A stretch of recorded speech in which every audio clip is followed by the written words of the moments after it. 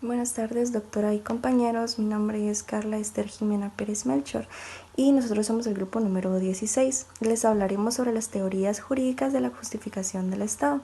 Bueno, con el nombre de teorías jurídicas en relación con el problema de la justificación del Estado, clasificamos a las doctrinas que buscan el fundamento de esta organización política en un orden jurídico anterior y superior a este, del cual se deriva este mismo. De acuerdo con Jelinek, esas doctrinas pueden clasificarse en tres órdenes. Primero tenemos a las que consideran que el Estado es parte del derecho de familia. Luego tenemos a las que ven al Estado como una institución del derecho patrimonial. Y en tercer lugar tenemos a las que ven al Estado como una institución del derecho de los contratos. En resumen, tenemos a las teorías jurídicas patriarcal, patrimonial y contractual de la justificación del Estado. A continuación les hablaré sobre la teoría patriarcal. Bueno, hemos visto que las doctrinas al hablar del origen histórico del Estado lo atribuyen a la familia. Fundamentan su afirmación en los recuerdos históricos de muchos pueblos, así como Grecia, Roma e Israel. Se dice que la autoridad del padre de familia pasa al jefe del grupo político de manera refleja, como si este fuera el elemento superior de una gran familia. Como sabemos, la comunidad política de los pueblos antiguos se confundía con la comunidad religiosa. Entonces el jefe de esta misma asumía generalmente la dirección de ambos órdenes. Esta doctrina, basada en creencias, instituciones y textos antiguos, pasó de la época moderna a la Europa occidental.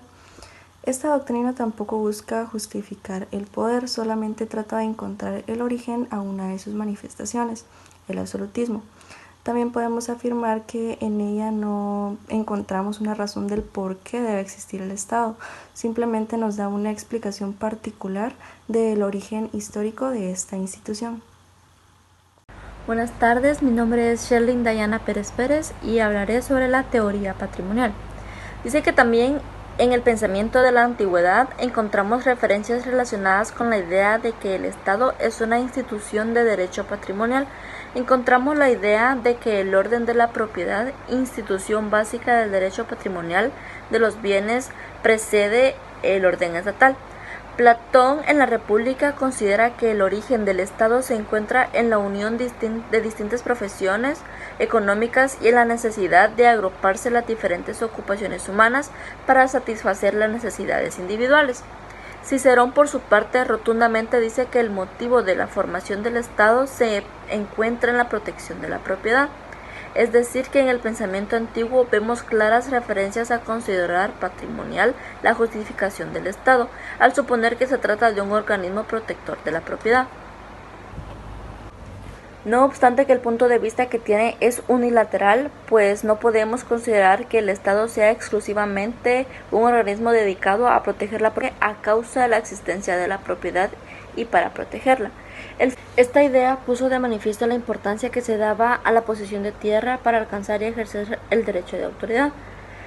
Haller, al mismo tiempo que afirma su posición dentro de la teoría de la fuerza como elemento justificador del Estado, se afilia a la teoría patrimonial, pues dice que el poder, que según él es el que constituye el fundamento último del Estado, se manifiesta, aparece como poder de propiedad, en el que radica la razón del reconocimiento del Estado. La autoridad, dice este pensador, que nace cuando los hombres adquieren riqueza, los bienes, mediante la posesión de las tierras. Entonces, con esta riqueza, con la propiedad de las tierras, adquieren el poder que concomitantemente se encuentran unidos a las mismas. Los lineamientos expuestos de esta doctrina y la crítica que esbozamos en la misma son suficientes para darnos cuenta que tampoco pueden servirnos para justificar al Estado. Para eso encontramos la justificación ética de la comunidad política, pues esta teoría no proporciona los argumentos que nos hagan considerar válida la organización política, sino que simplemente o bien se trata de simples consideraciones acerca del origen del Estado, o bien de argumentos proporcionados en forma unilateral para justificarlo en atención a una de sus finalidades. Muy buenas tardes, mi nombre es Hans Antonio España Franco y me tocó hablar sobre el tema teoría contractual. La teoría contractual trata de fundar la existencia del Estado, de encontrar su justificación jurídica en una figura de derecho, de las obligaciones en el contrato. El contrato es una figura jurídica que consiste en uno de sus aspectos, en que del acuerdo de dos o más voluntades surjan derechos y obligaciones. Varios hombres se ponen de acuerdo sobre un objeto determinado y sus voluntades reunidas dan nacimiento a una situación jurídica. Los partidarios de esta teoría, en relación con el tema que nos ocupa, entre de establecer la existencia del Estado, se justifica porque los hombres se han puesto de acuerdo entre sí para formarlo. Consideran en grandes rasgos que las voluntades de los hombres en el contrato radica en la justificación de su existencia. De todas las teorías jurídicas que hemos expuesto para justificar el Estado, la más importante y de mayor trascendencia es la de tratar de hacer descansar en el contrato el apoyo de una organización política. La doctrina de Santo Tomás. Nuevamente tenemos que referirnos al ocuparnos de esta época, a la valiosa elaboración de Santo Tomás de Aquino, que aunque sostuviese con un fundamento en las teorías cristianas, que la sociedad y el Estado tienen un origen enteramente natural y que el poder público, con su finalidad específica que es el bien común, reside en la comunidad, admite sin embargo que la propia comunidad puede delegar el ejercicio del poder en una o varias personas, mediante un acuerdo que puede ser expreso o tácito, pero que en ningún caso implica renuncia o pérdida de los derechos originarios de la misma comunidad. Así el gobernante de la autoridad se convierte simplemente en gestor administrativo de los derechos del pueblo. Hola, mi nombre es Chelsea Marbella Quiroga Guerra, número de carnet 2020-42360 y hoy les voy a hablar acerca de la doctrina de hombres. Al lado de este grupo de doctrinas afiliadas al pensamiento de la filosofía tradicional, surgieron los expositores de la teoría racionalista que, consecuentes con su posición, buscaron en otros argumentos la justificación del Estado. De esta época son Althusser y Hugo Grocio, autores de diversas teorías políticas. Pero el pensador que primeramente expuso de manera sistemática una elaboración de la doctrina contractual de acuerdo con la posición racionalista y que tuvo amplias repercusiones tanto en su época como en siglos posteriores fue Thomas Hobbes, un filósofo inglés que vivió en el siglo XVI, cuya doctrina política se encuentra expuesta en sus tratados el de Thesiz y el Leviatán. Nos limitamos a recordar su explicación de la existencia del primitivo estado de naturaleza, en el que los hombres, al tratar de satisfacer sus necesidades, chocan entre sí, originándose la guerra de todos contra todos, no habiendo más derechos de cada uno que su fuerza correspondiente. De esta situación hace surgir en el pensamiento de los hombres la necesidad de dar fin a esa anarquía mediante la construcción de un organismo social. Y de esta manera se forma en ellos la necesidad de construir el Estado mediante la celebración de un contrato en el que ceden entera e incondicionalmente sus derechos mediante la siguiente fórmula que tomamos de Leviatán. Autorizo y transmito mi derecho de gobernante a este hombre o a esta asamblea con la condición de que tú transmitas el mismo derecho a los mismos y autorices todas sus acciones de la misma manera. Hay que advertir que el contrato que origina el Estado en la teoría de Hobbes se celebra entre los futuros gobernados. No interviene para nada el poder. Quienes hacen el contrato son los individuos, es decir, la misma comunidad social. El soberano es una consecuencia de la celebración del contrato y sus poderes son ilimitados. Su autoridad es plena, indiscutible y absoluta. El contrato social, una vez celebrado, no puede quebrantarse. Su violación significaría el retorno al estado de naturaleza. Por eso, quien intente no cumplir el contrato debe ser destruido. Observamos que esta teoría de Hobbes sí busca encontrar una solución al problema de la justificación del Estado. Implícitamente reconoce que la organización política, tiene su fundamento jurídico en el pacto que celebran los hombres para formarla. pero aparte de su falsa base filosófica es unilateral, porque busca justificar no el Estado en abstracto, sino un tipo concreto de Estado, que es el absolutista que existía en esa época en su país, que era Inglaterra. Esta doctrina de Hobbes tampoco da una solución total al problema de la justificación del Estado. Como veremos en su oportunidad, aparte de las razones sociales, aparte de la paz y la seguridad que trae consigo la organización política, hay otros valores de la misma que la misma debe realizar y que la justifican. El inglés, por otro lado, John Locke, también se encuentra afiliado a la posición contractualista, pero a diferencia de Hobbes considera que el pacto que han celebrado los hombres para crear el Estado no debe ser irremediable. John Locke considera abiertamente que la constitución del gobierno radica en el consentimiento del pueblo, pero igualmente tiene puntos de vista unilaterales y su posición filosófica no es totalmente correcta, y es por ello que no podemos aceptar plenamente su doctrina de justificación del Estado. Muchas gracias. Mi nombre es Shirley Lisette Jerónimo Castañeda y les hablaré acerca de lo que es la doctrina de Rousseau. Él dice que fue un pensador ginebrino en el siglo XVIII. Juan Jacobo Rousseau creó lo que es el contrato y en ella trata no de encontrar lo que es el origen del Estado, sino la justificación filosófica. Rechazó todo lo relativo a lo que es el origen histórico del Estado y la comunidad política, y tomó como base para lo que es el estudio de su investigación el problema de la justificación del poder. En una de sus frases en el contrato social dice que el hombre ha nacido libre y no obstante este está encadenado. De acuerdo a él, busca la manera o la forma de cómo encontrar una agrupación en la que le permita al hombre conservar lo que son sus derechos naturales y que ésta no pueda ser limitado. Él busca más bien lo que es el bien común de la persona y de sus bienes.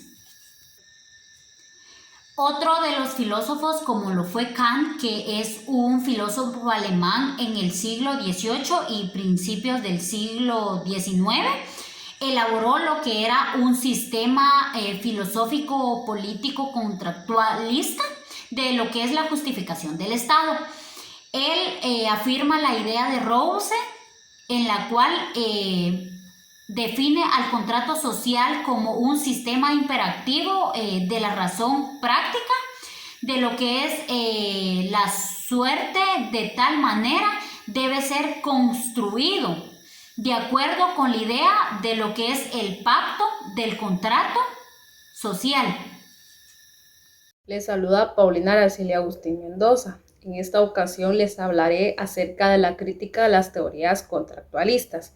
Las teorías contractualistas que hemos expuesto con la relación al problema de justificación del Estado han sido un objeto de numerosas críticas, pero en primer término debemos de hacer la salvedad de que sea crítica no se refiere a las doctrinas contractualistas que simplemente se limitan a valorizar la actividad de los gobernantes, teniendo en cuenta la adhesión o repulsa que vemos de la misma a los ciudadanos, ni tampoco a las que ven el contrato como un medio que sirve a los miembros de la comunidad política para designar a las personas que han de gobernar para decidir de manera concreta de formas de gobierno. Asimismo, estos problemas no son en realidad de justificación del Estado, sino de política aplicada. La crítica que debe de dirigirse contra las teorías que ven en el contrato de justificación, estas mismas de institución política, colocándola como criterio definitivo de la legitimidad de la propia institución. La crítica fundamental que se puede hacer de la teoría contractual, así precisada, es la que sacrifica en áreas de artificios y de supuestos convencionalismos la verdad primera e inevitable de la naturaleza social del hombre. Asimismo, impulsa a vivir con sus semejantes por existencia de su propio ser. Esta verdad es evidente en sí mismas porque se presenta como un dato inmediato. La parte verdadera de la doctrina contractualista es la constitución de importancia de voluntad humana en la información de la sociedad civil y del Estado, pero para hacer destacar esta circunstancia del papel fundamental del hombre en la constitución de la sociedad política, se necesita incurrir al artificio contractual. Basta percatarse de la existencia inmediata de la sociedad de los seres humanos. Los lleva a hacer las manifestaciones concretas de voluntad, expresa o tácita, de formas de grupos sociales.